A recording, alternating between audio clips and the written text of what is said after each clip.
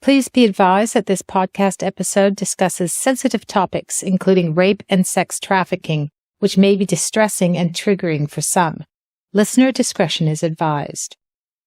Hello and welcome to the 50 Women Over 50 podcast. I'm your host, Sherrilynne Starkie. On this podcast, I highlight women who have broken down barriers, challenged the status quo, or have simply lived remarkable lives beyond the age of 50. So far, my guests have included pioneering entrepreneurs, passionate activists, artists, educators, and more. Get ready to be inspired, informed, and empowered as together we extol the lives of 50 exceptional women over 50. Today, I am welcoming Janelle Anderson to the show. Before she was a successful speaker, author, and confidence coach, Janelle had been raped and later found herself living in Las Vegas and being trafficked by a man that she would go on to marry. She carried a burden of shame for decades, and it was only in midlife that she awakened to how her past was impacting her ability to find her life's purpose. She shares with us how an immersive healing process allowed her to find new confidence and a new mission in life. Join me in welcoming Janelle to the show.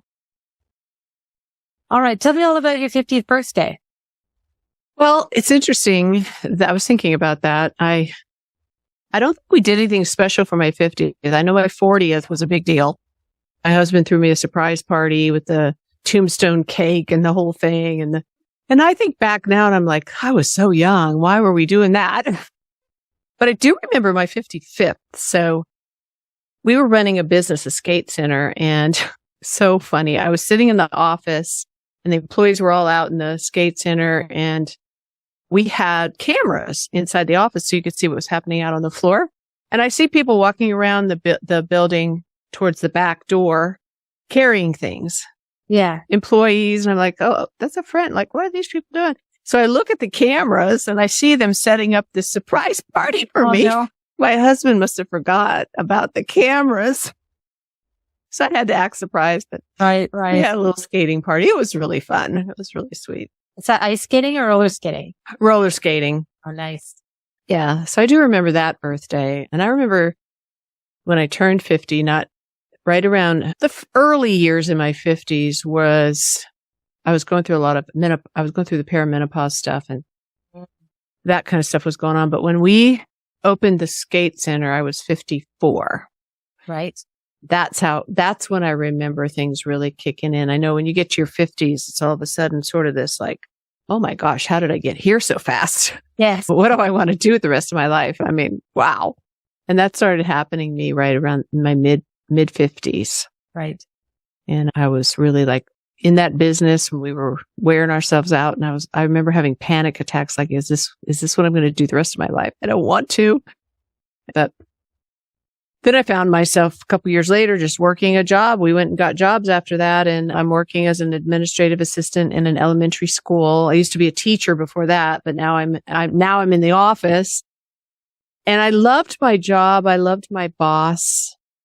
But I quickly, about a year in, started feeling really restless and bored and like, again, like, is this what I'm going to do the rest of my life? And again, that feeling of life is going by really fast. And what do I really want to do now with however long I have? I mean, it's going fast. So the next 50 years is going to go fast if I live to be 100. But it was like a real wake up call. What is my purpose? What is it I want to do? I want to make a mark in the world. I want to make an impact. I want to leave a legacy. I want to do something that's going to light me up. And so I began searching. So it was late 50s. I actually just turned 70 in June, just so you know. Oh, okay. So this has been a while now. I remember that time in my life. So much happened. So many changes. So tell us about that. Like what you had this bit of awakening in your mid 50s. Mm-hmm. So where did that take you? Well, it was probably by this, what I call my wake up call day. I was sitting in church and I think I was probably 56 or 7, something in there. And my pastor was teaching this little teaching with a marker board. He used to write on the marker board, and he had drawn this path. He called it the path of destiny, and he had X's in the path and X's outside the path. And he said, God has something for every single person in this life. He's equipped you and given you talents and passions and things to do. And he has a path for you. But that doesn't mean that you're automatically going to walk on that path or fulfill that purpose. It doesn't automatically happen. You have to choose it. So that's why there was X's off the path. Like you can choose whatever. But when you get to the end of the path and you look back and you see what your best was, like what he had designed you to do, that was your highest and best, how are you going to feel? And I remember sitting, it was like, I don't know, like alarm bells going off inside. I suddenly was awake and I'm like, oh my gosh, I don't want to get to the end of my path and realize I'd missed the best of what I have left to do. Maybe I've missed it up to now, or maybe I have fulfilled it or to a degree, but I can't do anything about the past, but I can do something about now and going forward. And I'm still healthy, still have energy. Like, what is it I want to do? And that really, like in that moment, that day, it was like a decision time. It was like a conscious choice. It was I remember that moment like it was yesterday. It was so keen and so urgent. I felt this urgency. And I decided I'm going to do whatever it takes to figure this out and to walk in my path from now on. And so that set me on a journey, really. And it took me a few years to figure it out. And I have a lot of different ideas and start investigating each idea. And as I started going down the path, I realized, no, that's part of it but it's not the thing. And I don't want to waste time on something that's not the thing. So I was really conscious and intentional about continuing to look and see what is it. I ended up in a different job as an office manager at Virginia Tech and still searching, still feeling around, looking at things. And at Virginia Tech, they would give all the employees an assessment called the Strengths Finder, which is a Gallup assessment put out by Gallup. I took it. Somebody coached me around it. And I thought, this is really cool. I learned a lot about myself, but in the coaching session, it was so amazing. And I thought, and in Strengths Finders, that they actually have a training to be a strengths coach. And I thought, I wonder if coaching would be something I could do. But I hadn't heard much about coaching at that point, and I didn't know if it would be something I could actually make money doing, because I knew I wanted to create a business that I could do on my own from home, so that when I'm in my 60s and hit retirement age, I've already got it going and I could just do that. And it needed to be something that lit me up, that I love doing, because I didn't want to create another job for myself. I didn't want to be bored, So I got some training about how to coach people around their results from the Strengths Finder. So I started doing that with the people under me. And then I started going to my family and my friends and like, hey, go take this assessment and then let's have a conversation. And some people did. And I realized I couldn't wait to have that session with them. And I just loved coaching them and drawing out of them and helping them to see all their strengths and seeing that light come on in their eyes. And so I thought, well, maybe coaching really is my thing, because I'm really excited about it. But I don't want to just be a strengths coach. I want to be a coach just where I could do whatever. So then I started researching schools and talked to other coaches and found a school I liked and went ahead and jumped in. And by then I was 61. Right. And I just went for it. And for a while I thought, well, maybe I'm too old to be doing this and spending all this money on training. But then I was like, no, I'm still young enough. I feel good. There's lots of people never doing too old to invest in never yourself. too old, right? And I researched like women in their 60s and 70s and even 80s. So many women have started things, and men too. A lot of people have. And so then I was like, well, if they can do it, I can do it. Yeah. So I jumped in then, and it's been 9 years and just loving it. It's been the best thing ever. So what kind of coaching do you do? Well, now I call myself a confidence coach. So I do two things. I help women to become confident in who they are. I have a history of trauma in my life that I didn't process until that period where I was looking for my purpose. That also happened at the same time. I realized to really go forward and go for it, I needed to deal with the past, because the past was holding me back. It was keeping me from being confident in myself. So I did that work. And as I did, I became more and more confident and also began to see things in me that I'd never seen before, like strengths and talents and gifts that I'd never seen before. And I started loving myself. I guess I could say I could look in the mirror and say, you're amazing. I feel weird. So that I love to do with women, help them peel away those layers of false identity they've taken on, or areas of their life where they're not confident, where they don't see all the amazing things that are inside of them, and help them see that and hold on to it, believe in it, and then step out into whatever is their purpose. So that's one side. And then I also help coaches with their business launching and building and growing a new coaching business. Usually they could be coaches that have been in business for 3 years or so, but they're still stuck. And especially around speaking, I help them to become good at speaking so that they can grow their business by getting out there in front of more and more people. Right. But also all the other stuff that goes into building a business. But confidence is a part of that as well. And finding your voice, finding your message, and putting yourself out there. I think it's amazing that all this happened to you after 55. I know. It's like, I think back to the 15 years and I'm like, wow, it's like a whole nother life compared to, and many people just slow down and they retire and don't do much. I remember, and that's fine. That's fine if that's what you want. If you just want to travel, you just want to relax. I mean, but I'm not like that. I have to have a purpose. I love to have something that I'm creating and that I'm doing and where I'm helping other people. It's a passion all through my life of just seeing potential in people and drawing it out of them. That's why I was a teacher. And so like my husband's always like, when are you going to retire? I'm like, why should I retire? I love what I'm doing. I have a whole episode on that with one of my guests. We spent a lot of time talking about how our men are ready to retire, right? And we are like, let's just go. It's starting to hit my stride here now. My husband's actually 6 years younger than me, so he's counting the days when he can retire. He can't wait. And I'm like, well, okay, but I'm not going to retire. Of all these interviews that I've done so far, only 2 women have said, I'm looking forward to retirement. Wow. Putting my feet out. The rest of us are all like, no, not for me. Nope. I want to do things that are going to make a difference. You know, I really do. I don't see this as work. To me, it's fun. It's fulfilling. It lights me up and I just love it. So, yeah. What advice would you give your 30-year-old self? Wow.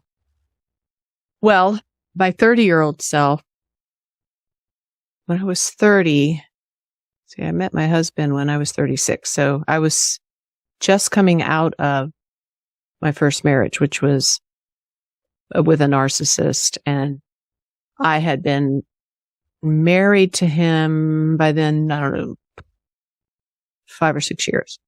And before we were married, he had actually trafficked me in Las Vegas for 3 years.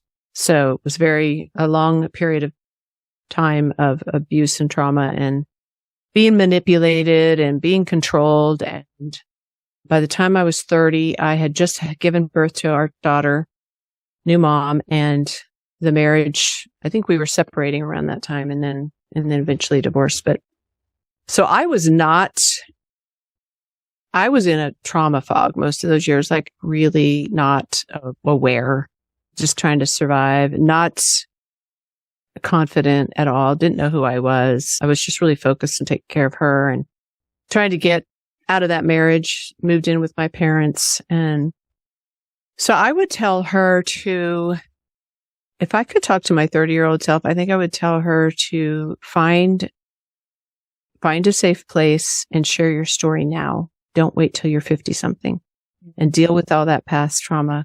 Because I came out of that 3 years later, went into a new marriage. We've been married now 33 years and he's a good man, but I brought a lot of baggage to that marriage. So our first, probably half of our marriage was pretty rough. Right. And I think I was too afraid to tell anyone and too ashamed. And I wanted to just forget about it. I wanted to forget and act like it never happened because it was a horrible time in my life. But what I learned 20 some years later was that it doesn't go away and it does impact your life. And I finally did have to deal with it, process through it. And it was the best thing I ever did because it set me free and put me on the path I'm at now. And I'm able to help so many more people. So I would tell her, do it now. Don't wait. Yeah. What do you think she would say if she could have looked into her crystal ball and see where you are today and what your life is like today back then? How do you think she would have, do you think she would have believed it? Well, I think it would have given her a lot of hope that there was a future, an exciting future, that she could really transform her life. I spent a lot of those years just hiding in the background, not speaking up, being very people pleasing, all of that stuff, and never really going after what I wanted. Like I wanted to get a master's degree. I wanted to teach in college and things like that. And I thought, well, no, I'm not good enough. I just have to stay in this little Christian school with a little tiny classroom and very small salary because that's all I deserve, you know? So I think it would have given, if I could have seen into the future, I think it would have given me a lot of hope that I don't have to stay here. There's actually something better for me. My past doesn't have to define who I am. So hopefully I would have seen that. The tough lesson. It really is. Yeah. It takes a while to learn it, I think.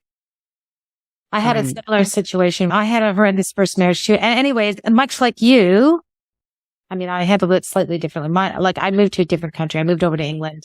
Took my dog. They started new, but very much the same thing as you. I just want to forget all that. I want to forget what all happened and move on with my life. And you are right. It's never completely gone. Several times over the last 30 years, things have happened that bring me back.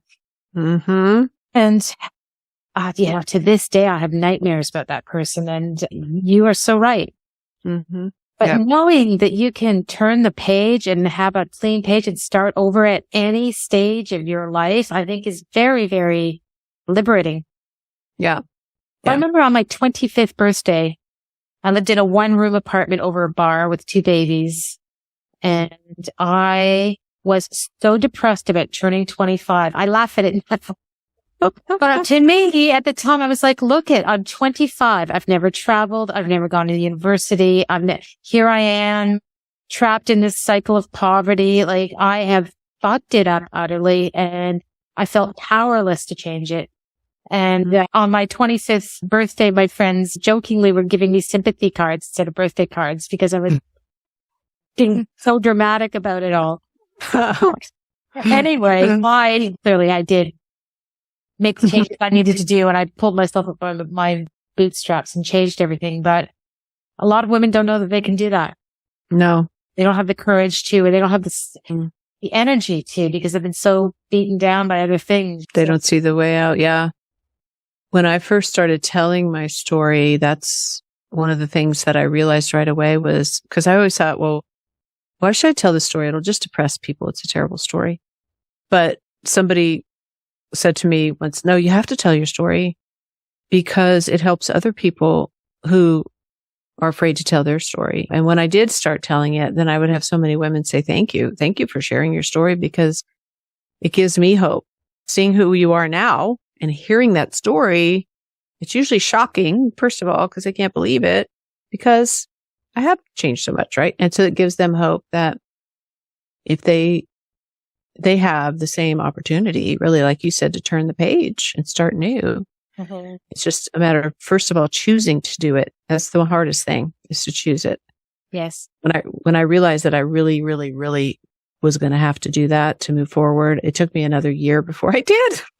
I mean, I did not want to. Yeah. Really did not want to. Yeah. It's scary.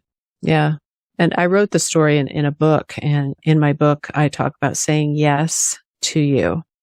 And there came that moment where I realized that that's what it was all about, is me saying yes to me and to my future. I wasn't punishing myself by doing this. I was actually saying yes to me and to getting the help that I needed to get that freedom. And since then, there's been a lot of yeses I've said where I used to say no. Yeah. The other thing about sharing these stories is that you start to discover that how common it is. Like It is. you think you're the only one that goes through these things, but oh my God. I mean, when that whole Me Too thing happened there in 2017, right? I mean, that was eye-opening for me. It was like every single person I was connected with on social media was saying Me Too. Oh yeah. And it's very common. It was something pervasive. And we do need to talk about it because that's the only way going to, well, it's never going to stop, but it's the only way that we can manage it, I guess, and move on from it. Yeah. And I think a big problem there, or why people feel like they're the only ones, is because of the shame that keeps you quiet. You don't want to talk about it because you're afraid you're going to be judged, and some people do judge you. But the work I do with women around that is more about them finding their own worth and value and really, really knowing themselves so well that they see the value for themselves. They believe so deeply in themselves that it doesn't really matter if anybody judges them anymore. Because other people's opinions, who cares? You can think whatever you want, but I know my value and worth. Yeah. And I know that what I have inside of me is worth. I have something to give and to do in this world, and it has value. And it may not be for everyone. That's okay. And I have a place in this world, and it's my place to stand in and take up that space. And I have a voice, and I have every right to speak my voice and my mind and my opinion. And it doesn't matter whether everyone likes it or not. I'm going to share it because it's mine to give. And if I can build that into women or help them build that into themselves, then they'll be more likely to stand up straight, have that confidence, take their place in the world. I call it taking center stage of your own life, be the star of your own story, which is the title of my book, because that's what I felt like I had come to. Yes. I literally felt like I finally am standing in the middle of my life as me. I'm not hiding out anymore. I'm not trying to be somebody else. I'm me, and I'm shining my light unapologetically, unafraid, unashamed for the world to see. And if whoever doesn't like it, that's their problem. It's not my problem. Well, it's a nice segue into the next question is, where do you see yourself in 10 years? Wow, I'll be 80. Yeah, but 80's the new 55. Yeah, there you go. I see myself still coaching, and it'll probably, my business has evolved over the years into different things, and I'm sure it will grow more, but I really love speaking and getting out there and speaking on stages. So I see myself doing a lot more of that and growing my program for coaches. And really, I want to build that into a good sized community of coaches that are really making it. Unfortunately, 81% of coaches don't make it past year 3. Right. And I'm on a mission to help change that and help coaches make it past year 3. That aligns just with small businesses, though. The numbers are typical that people that start a business don't really see it past year 3. Yeah, it's true. Yep. So to me, that's such a tragedy, because if you stop, then you're not, it's like that path of destiny. Like if you have something impactful to do and you want to make a difference, coaches want to make a difference in the world, and entrepreneurs want to make a difference through whatever they're doing. And if you stop and you get to the end of your life and your song's not sung yet, and then the world suffers, because we benefit from each other when we're walking in that place. And when I get so much from other people as they're shining their light and they're sharing their gifts. So that's what I see myself doing in 10 years, just if I can, as long as I'm able. I don't see myself stopping.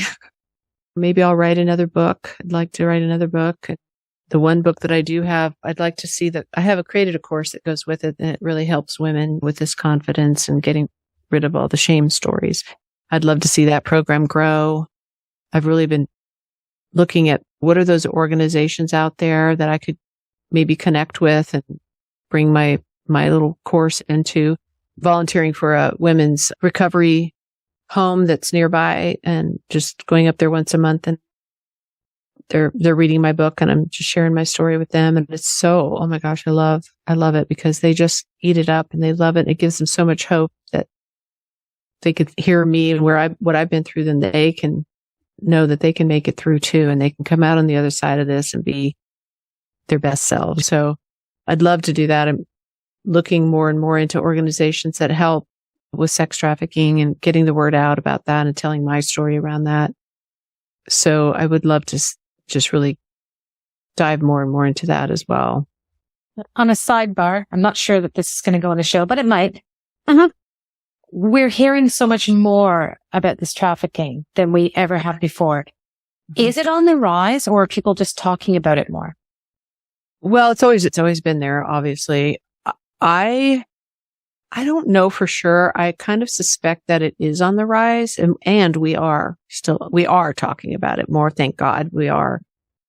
It is being more exposed, but I also think that it is on the rise. It's crazy. It's crazy how massive it is, how much money people make off of it. It's horrible.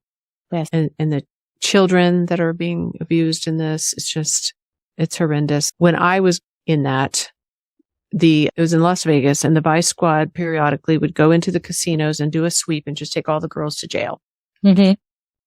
And we'd spend the night in jail. And I'm like, but they didn't arrest the men paying for it. Mm. And they didn't arrest any of the traffickers. Yeah. Well, maybe they did if they could catch them, but they were arresting the victims. Mm-hmm. That's what they were doing, and treating them like criminals. And that's still a thing. Oh, yeah. And it's this, you can hear people in conversation if the word prostitute or hooker comes up sometimes, especially with men that giggle and laugh like it's funny. Oh yeah, oh, I want to go there if there's hookers there. Ha ha ha. And I'm like, you have no idea what you're saying.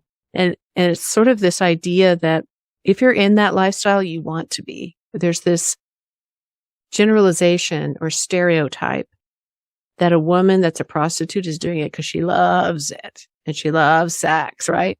So not true.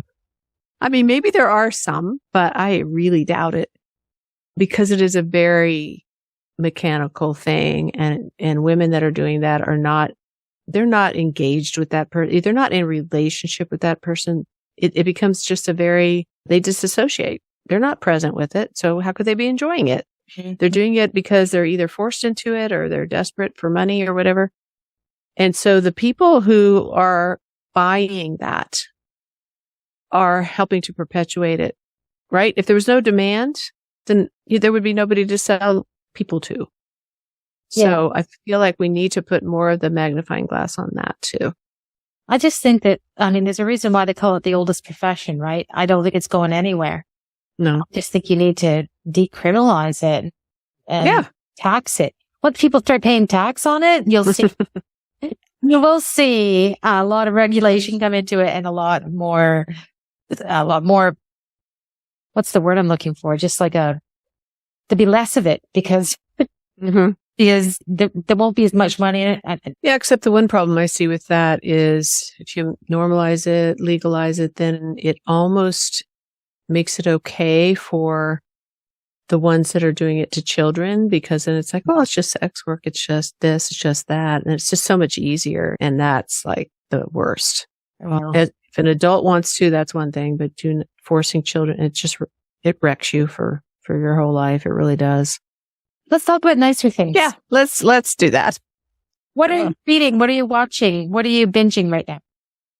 I do love, I don't know if you've ever heard of Virgin River, that finally they came back with the final season. Oh, I don't know it. Tell me about it. Yeah, it's a really great show. It's on Netflix. It's this woman who had just been through, I think she had lost her husband. He died, or she had lost a child and then lost her husband. And so she moves from California she's still in California, but to a small town called Virgin River. And she's a nurse practitioner. And so this town has one doctor. He's been the doctor forever. And his wife decides that she needs help. So she, on the sly, brings in this nurse practitioner. The doctor doesn't know. And he's a real cranky guy and he doesn't like it at all. But anyway, they end up it takes a while, but they end up becoming really close, actually. It's a really good story. Yeah, I like things like that. Good escapist content. Is there an app you couldn't live without? An app I couldn't live without. Well, I love to play these two games. So I would say probably that one is just solitaire and the other one is Wordscapes. Wordscapes. Wordscapes. Yeah. Yeah. It's very addictive. Okay. But I also have my own app. So I'm starting to I have it up. It's live. And now I'm starting to learn how to do things in the background to make it the way I want it to be. So I want it to be a place where women can go and find out about how to become more confident. So there'll be courses in there and videos and tips, and you can journal. You can watch like a piece of material and journal about it and interact with me there. I'll put a link to it in the show notes. Oh, thank you. Is there anything I haven't asked you about that you'd like to share? Well, I guess maybe just a word of encouragement for women over 50 to know that this is really a season of a lot of change. It's one of the biggest transitional seasons ever because your children are growing up and leaving home and you're going through menopause physically and you're at that place of like wondering, well, what do I want to do with my life now? And there's a lot of change that happens, and just to know that you really the sky's the limit for what you can do. Your life is not over. It's just changing. And you have so much more independence. Your children growing up. And if you have been a lot of times women have been in a job or a career for 20, 30 years by then. And maybe you've reached the end of that or the top of that. And I've worked with a lot of women that got to the highest place and wanted something different.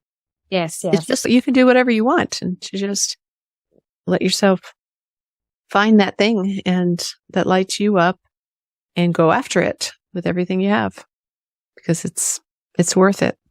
That's the perfect place to stop. Thank you for this. This has been 50 Women Over 50, a podcast for women whose personal confidence is born of experience. Thank you to my guest, Janelle Anderson, a successful speaker, author, and confidence coach. It really was a privilege to spend some time with Janelle. And when you think that she was in her mid-50s before she took the reins and did the necessary work to change her life, it really speaks to the whole purpose of this podcast. It confirms my belief that life only just starts to open up for women in their 50s. There's so much more living to do. See the show notes to find links to Janelle's socials, her work, and to information about some of the other things we talked about on today's show. And thank you for listening. And if you enjoyed this show, please share a link to it with your friends and drop me a rating or a review on Apple or wherever you get your podcasts from. You can also find my show on YouTube. Please follow me on social media too. Let's connect. Let's create a whole community of wise women over 50. See you next time on 50 Women Over 50. I'm your host, Sherrilynne Starkie.